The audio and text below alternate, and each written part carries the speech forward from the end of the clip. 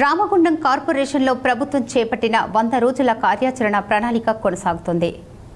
100 రోజుల కార్యాచరణ ప్రణాళికలో భాగంగా సోమవారం రామగుండం నగరపాలక సంస్థ ఆధ్వర్యంలో పుష్కర ఘాట్ గోదావరి నది తీరాన ప్లాస్టిక్ బాటిళ్లు, క్యారీ బ్యాగులు, ఇతర చెత్త ఏరి శుద్ధి చేశారు. ఈ కార్యక్రమంలో నగరపాలక సంస్థ deputy commissioner Nayani Venkataswamy, ward అధికారులు, environment engineering Madhukar, MEPMA TMC Mounika, సిఓలు, ఆర్పీలు, శానిటరీ జవాన్లు, సిబ్బంది తదితరులు పాల్గొన్నారు.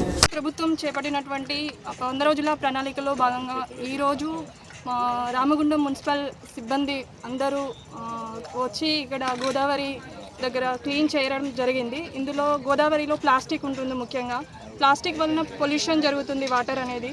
సో దాని విధానంలో భాగంగా ఇక్కడికి మేము మా రామగుండం స్టాఫ్ అంతా వచ్చి క్లీన్ చేయడం జరిగింది. మరియు ప్రజలందరికీ అవగాహన చెప్పడం ఏంటంటే ప్లాస్టిక్ అనేది, కవర్స్ అనేది కంపల్సరీ ఈ గోదావరి నదిలో పడవేయకూడదు. ప్లస్ పొల్యూషన్ చేయకూడదు. పొల్యూషన్ చేయడం వల్ల మెరైన్ సిస్టమ్ అంటే సముద్రంలో ఉన్న చేపలకి ఇబ్బంది జరుగుతుంది, అవి చనిపోవడం జరుగుతుంది. వాటిని కాపాడుకోవాలంటే, మన యొక్క పర్యావరణాన్ని కాపాడుకోవాలంటే దాన్ని దృష్టిలో ఉంచుకొని ప్రజలందరూ ఇందులో ప్లాస్టిక్ వేయకూడదని కోరుకుంటున్నారు.